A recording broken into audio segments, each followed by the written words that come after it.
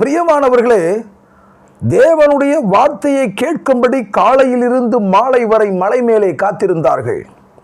கர்த்தருடைய வார்த்தையினுடைய வல்லமை அவர்களுக்குள்ளே கடந்து போனது. அந்த வார்த்தை அவர்களுக்கு இனித்தது, சந்தோஷத்தை கொண்டு வந்தது. பசியை மறந்தார்கள். சாப்பிடவில்லை என்கின்ற அந்த ஞாபகமே அவர்களுக்கு கிடையாது. ஆனாலும் தேவன் அவர்களை பசியாக அனுப்பிவிடவில்லை. கர்த்தருடைய பரிசுத்த நாமம் மகிமைப்படுவதாக. அவர்கள் பசியை மறந்து கர்த்தருடைய வார்த்தையை கேட்டாலும் கூட பொழுது போனபடியினாலே ஆண்டவராகிய தேவன் அவர்களுக்கு ஒரு நல்ல ஆகாரத்தை கொடுத்துதான் தேவன் அவர்களை அனுப்பினார். ஒருவரையும் அவர் வெறுமையாக அனுப்பினது இல்லை.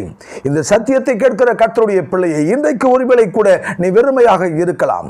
என்ன செய்வோம் என்று காத்திருக்கலாம்.